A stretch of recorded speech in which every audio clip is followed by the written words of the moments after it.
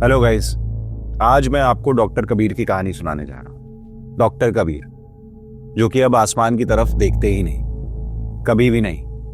रात को घर के अंदर ही रहते, खिड़कियां बंद कर कर, पर्दे गिराकर। उनकी बीवी ने उन्हें छोड़ दिया है। वो कहती थी कि तुम्हारा दिमाग खराब हो चुका है कबीर, चिल्लाते हो नींद में, हर समय कुछ बड़बड़ाते रहते हो। 20 साल हो गए हैं उस दिन को। और कुछ चीजें चमड़ी के नीचे घुस जाती हैं, पता आप, निकलती नहीं बनती। एक बुरे सपने की तरह जो साल दर साल आता रहता है। आपको भी ऐसे बुरे सपने आते रहते होंगे ना कोई तो डर होगा जो आपको सताता होगा। ये कहानी है 2004 की। पार्लियामेंट में सवाल उठाया गया था। आपको लग रहा होगा यूट्यूब वीडियो है, कुछ भी बोल रहा है, मंगड़त है ना। पर आप अभी तुरंत गूगल सर्च करिए 1 दिसंबर 2004 अनस्टार्ड क्वेश्चन नंबर 133। वो ये सवाल था कि क्या उस दिन साइंटिस्ट ने जो देखा था, क्या वो इसी दुनिया का था। और पता है गवर्नमेंट ने क्या जवाब दिया? गवर्नमेंट ने कहा exact nature could not be concluded. Space agencies के जो साइंटिस्ट थे ना, जो इक्विपमेंट्स थे, फोटोज थे, उनको देखने के बाद भी कुड नॉट बी कंक्लूडेड। सोचना जरा आप, हाँ, कहना आसान है पर सुनना मुश्किल है ना। इतनी एडवांस टेक्नोलॉजी में कैसे कह सकते हो कि could not be concluded. Anyways, Himachal Pradesh, Lahaul Spiti तो सुना ही होगा आपने।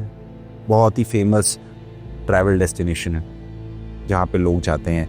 तकरीबन साल में 6 महीने बंद रहती है बर्फ की वजह से। समुद्र से तकरीबन 17,000 फीट ऊपर, इतनी ऊंचाई कि ऑक्सीजन लगभग 40% कम होती है। दिमाग थोड़ा धीरे चलता है क्योंकि लेस ऑक्सीजन जाता है। रिएक्शंस जो हैं वो स्लो हो जाते हैं। और डर की इंटेंसिटी और बढ़ जाती है क्योंकि भागना मुश्किल है। कभी सोचा है कि कम ऑक्सीजन में भागना कितना मुश्किल होता है? आप कितनी जल्दी थक जाते हैं, फेफड़ों पर एक्स्ट्रा प्रेशर पड़ता है, दिमाग तक ऑक्सीजन कम जाती है और इसी कमी से दिमाग को कुछ ऐसी चीज़ें दिखने लगती हैं जो वो खुद एक्सप्लेन नहीं कर सकता। आज जिस जगह की मैं बात कर रहा हूँ एग्जैक्ट, वहाँ तक पहुँचने में 8 घंटे लगते हैं पैदल। कोई सिग्नल नहीं है, कोई मदद नहीं।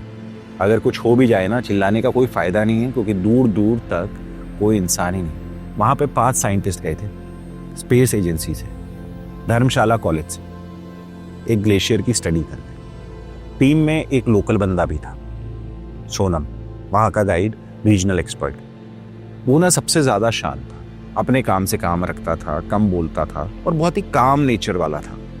डॉक्टर कबीर ने बाद में ऑफिशियल इंक्वायरी में बताया कि सोनम पहले से अलग था, जैसे उसे पता था कि हम क्यों आए और क्यों यहाँ आना हमारी सबसे बड़ी गलती थी।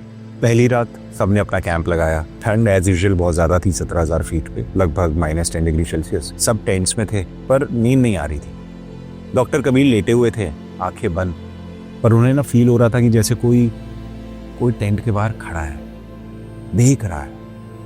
उन्होंने जोर से आंखें बंद करी। उनके दिल की जो धड़कनें थी वो तेज हो गई, हाथ ठंडे पड़ गए। सोचा कि उनकी इमेजिनेशन है, दिमाग इतनी हाइट पे हेलुसिनेशन कराने लगता है तो ये शायद ऑल्टीट्यूड इफेक्ट है। पर वो फीलिंग ना, वो जा ही नहीं गई थी। रात को 3 बजे उन्हें उल्टी जैसा कुछ फील हुआ, उन्हें उल्टी आई। वो तुरंत टेंट के बाहर गए और घुटनों के बल गिर गए, उल्टी करी। और जब उन्होंने नीचे देखा ना, तो वो उल्टी, वो खून थी, गाढ़ा काला। और जहां बर्फ पे गिरी वो बर्फ ही पिघल गई, जैसे कि मानो वो उल्टी खून नहीं, मतलब वो कोई एसिड हो। डॉक्टर कबीर तुरंत पीछे हटे और जब उन्होंने अपना सर उठाया तो वो लोकल सोनम वो वहीं बैठा था, पत्थर पे अकेला। और वो अजीब तरीकों से ना, इतनी रात को अगर आपको कोई इंसान ऐसे रात के 3 बजे बाहर पत्थर पे बैठा हुआ दिखे और वो आसमान की तरफ देख रहा है तो आपको बहुत अजीब लगेगा। और डॉक्टर कबीर के साथ भी वही हुआ। और उन्होंने उससे पूछा कि सोनम, सो नहीं रहे क्या? सोनम ने मुड़कर देखा और बोला, आ गए। कौन? पर कोई जवाब नहीं। अब अगली सुबह हुई, घना फॉग था, टीम अपनी चाय बना रही थी और तभी किसी ने बोला, वो देखो रिज पे कुछ था 3-4 फीट का, हवा में मंडरा रहा था। पहला रिएक्शन क्या होगा? बैलून है, वेदर इक्विपमेंट है, कोई सर्विलेंस इक्विपमेंट है, कुछ भी हो सकता है, किसी ट्रैकर का गियर है। नॉर्मल एक्सप्लेनेशन, जैसा कि आप एक नॉर्मल वर्ल्ड के हिसाब से चलते हो, दिमाग यही करता है, खुद को बचाता है। पर फिर वो नीचे आया स्लोप के साथ, स्मूथली, बिल्कुल स्मूथली। एक रिसर्चर ने कैमरा उठाया, क्लिक किया और कैमरा का जो लेंस था ना, वो क्लिक करते ही फट गया। कांच के जो टुकड़े थे वो इधर उधर बिखर गए। तुरंत उन लोगों ने पूछा कि क्या हुआ? पता नहीं, ऐसा लगा जैसे किसी ने अंदर से तोड़ा। वो चीज जो भी थी वो रुक गई, जैसे सुन रही हो, और फिर वर्टिकली ऊपर चली गई, सीधा ऊपर, रिज तक। डॉक्टर कबीर के ना पैर कांपने लगे ये सब देखकर, क्योंकि उन्होंने ऐसा कुछ देखा ही नहीं था। ये साइंटिफिकली इस चीज को एक्सप्लेन करना बहुत मुश्किल था। इतना ज्यादा वो डर गए थे कि वो खड़े नहीं हो पा रहे थे, घुटनों के बल गिर गए। एक रिसर्चर उनमें से बोला कि यार ये क्या था, ये क्या था? किसी के पास लेकिन कोई जवाब ही नहीं था। फिर वो वापस आए कैंप की तरफ, धीरे धीरे, हर फुट पे रुक जाती थी, जैसे कैलकुलेट कर रही हो डिस्टेंस, स्पीड, रिएक्शन। और जैसे कोई हिलता तो वो रुकती, और जब सब फ्रीज होते तो वो फिर चलती। समझ रहे हो? मतलब आपने जैसे ही कोई हरकत करी, वो चीज रुक गई, शायद वो आपको ऑब्जर्व कर रही है। और जैसे ही आप फ्रीज हुए तो वो उस चीज को लेके काम हो गई और वापस मूव कर रही। वो चीज टेस्ट कर रही थी। ये सब देख के डॉक्टर कबीर का हाथ कांपने लगा, कंट्रोल नहीं हो रहा था, जैसे उनकी बॉडी में ना एक अननेचुरल करंट दौड़ रहा था। उनका मुंह सूख गया, जीभ तालू से चिपक गई, थूक बनना बंद हो गया। एक रिसर्चर के नाक से खून आया, एक बूंद, फिर 2, और फिर खून की धार। और जहां खून गिरा वहां बर्फ पिघल गई। वही एसिड जैसा इफेक्ट। किसी ने कुछ नहीं किया, कोई हिल ही नहीं सकता था, क्योंकि वो चीज वो अब उनके ऊपर थी। 40 मिनट तक वो उनके ऊपर थी, इतनी पास कि अगर पत्थर फेंका तो लग जाता। पर कोई नहीं हिला, कोई कुछ नहीं बोला। पता है आपको डॉक्टर कबीर ने इंक्वायरी में क्या कहा था? उन्होंने कहा था कि मुझे लगा मैं मर जाऊं। मेरा दिल इतना तेज धड़क रहा था, इतना दर्द हो रहा था कि मुझे लगा मुझे हार्ट अटैक आ रहा है। उन्होंने अपने हाथ देखे, काले पड़ रहे थे। फ्रॉस्ट लाइट नहीं हुआ था, पर कुछ और था, जैसे खून ही जम रहा, और वो खून ठंड की वजह से नहीं जम रहा था। और तभी वो चीज नीचे आई, थोड़ी और नीचे, और डॉक्टर कबीर ने ना चाहते हुए अपनी पलकें नहीं झपका पाए और अंदर देख लिया। वो इस बात का जिक्र इंक्वायरी में भी नहीं कर पाए थे, पर एक इंटरव्यू में काफी साल बाद उन्होंने ये बात इंटरव्यूअर को बताई। उन्होंने कहा कि वो जो चीज थी ना, it was not empty, it was not human. अंदर कुछ था, कुछ जो समझ नहीं आता। शेप्स थे, पर वो शेप्स वो इस दुनिया की नहीं थी। ज्योमेट्री थी, पर ज्योमेट्री के रूल्स नहीं थे। एंगल्स थे जो एग्जिस्ट नहीं कर सकते थे। वो पूरी चीज फिजिक्स के दायरे से बाहर थी, और उनके बीच कुछ बैठा हुआ था, बहुत बड़ा, इतना बड़ा कि वो 3-4 फीट की चीज में फिट नहीं होना चाहिए था। वो फरिश्ता था या राक्षस, कहना मुश्किल है। शायद आंख नहीं थी, मुझे याद ही नहीं आ रहा। बस इतना याद है कि वो लाल थी, लाल आंखें, और वो आंखें मुझे देख रही, स्पेसिफिकली मुझे। उसके बड़े बड़े पंख थे, एक चील जैसे, पर उन पंखों पर ना फेदर्स नहीं थे। उन पर एक अलग ही एलिमेंट था जो शायद हमने कभी अपनी दुनिया में देखा ही नहीं। ग्रीन कलर का पत्थर जैसा, 1000 छोटे छोटे पत्थर जिन्हें चिपका कर 2 पंख बनाए, जो इतने भारी होने के बावजूद उड़ान भर सकते थे। उसका मुंह नहीं था, पर मुझे उसके फुसफुसाने की आवाज़ आ रही थी। पता नहीं क्या बोल रहा था। मैंने डायरेक्ट आई कांटेक्ट अवॉइड किया, पर जैसी हमारी नज़रें मिली, उसने अपने पंख फड़फड़ाए, और मुझे अपनी ज़िंदगी के हर पल का एहसास हुआ। हर सांस, हर धड़कन, सब एक साथ मुझे एहसास हो गया, जैसे मैंने एक ही सेकंड में पूरी ज़िंदगी जी ली। मैंने भागने की कोशिश करी, पर मुझे ऐसा लग रहा था जैसे उस जीव ने मुझे अपने पंजों में फंसा लिया। बड़े नोकीले से पंजे जो एक पक्षी के कम और एक इंसान के ज्यादा लग रहे थे, पर बस स्किन की जगह वही पत्थर थे, एक अनजान एलिमेंट। और फिर एक आवाज आई मेरे अंदर से, मेरी अपनी आवाज में, पर मैंने नहीं बोली थी, उसने कहा था। डॉक्टर कबीर की आवाज वहीं रुक गई और वो उस इंटरव्यू के बाद 1 महीने तक बात नहीं कर पाए थे। Silence, total silence. हवा नहीं, पक्षी नहीं, कुछ नहीं, सिर्फ एक आवाज थी। सबके कानों में एक धीमी सी सीटी, एकदम हाई पिच वाली, जैसे कोई बहुत दूर से चिल्ला रहा हो या बहुत पास से फुसफुसा रहा हो। एक रिसर्चर ने पूछा, तुमने भी सुनाई दे रहा है?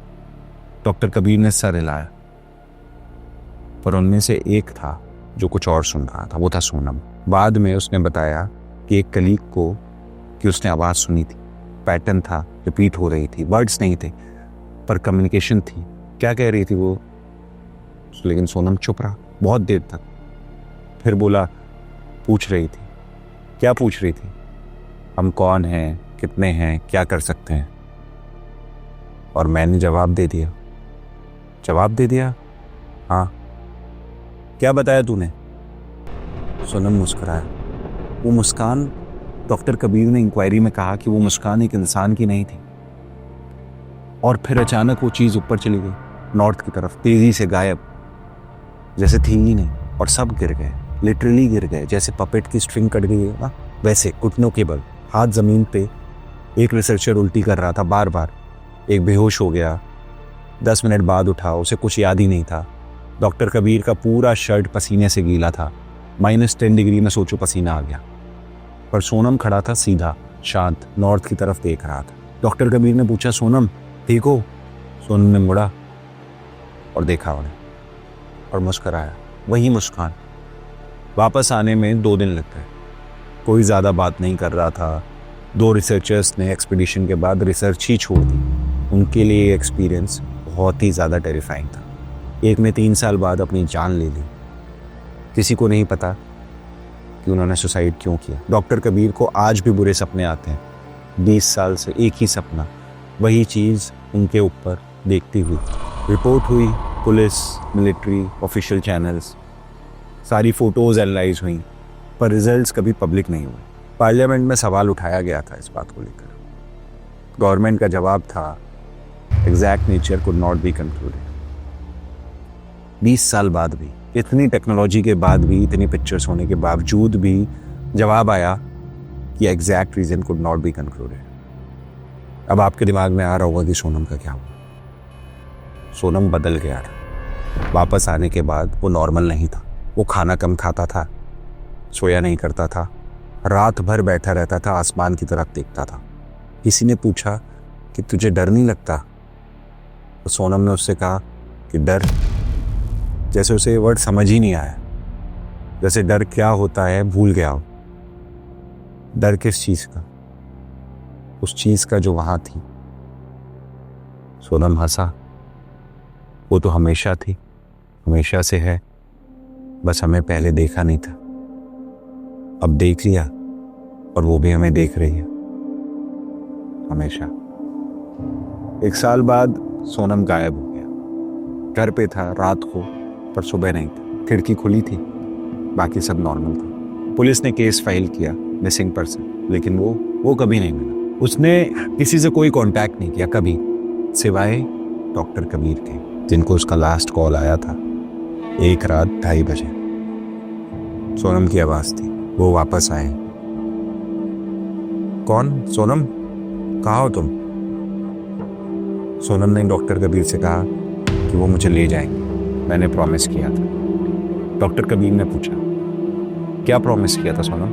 सोनम ने जवाब दिया कि मैं अकेला नहीं जाऊंगा। और वहीं पे वो फोन कट हो गया। डॉक्टर कबीर आज भी जिंदा है, पर कहते हैं जब भी आंखें बंद करते हैं उन्हें वही अजीब सी शेप्स दिखाई देती है। उस स्पेसशिप, या फिर आप कुछ भी कह लो, उसके अंदर का वो खौफनाक नज़ारा, वो अजीब सा दिखने वाला जीव जिसके पंख पत्थर से बने हुए थे, धीमे से फड़फड़ाते हुए। और डॉक्टर कबीर को पूरी लाइफ एक सेकंड में दिखती थी।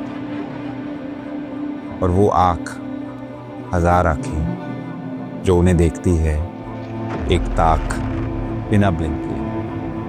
वो आवाज़ वो आज भी आती है उनके कान, उनके मन में, उनकी अपनी आवाज़ में, जो आवाज़ उन्होंने कभी नहीं बोली थी। लेकिन कोई नहीं जानता कि वो आवाज़ क्या कहती है।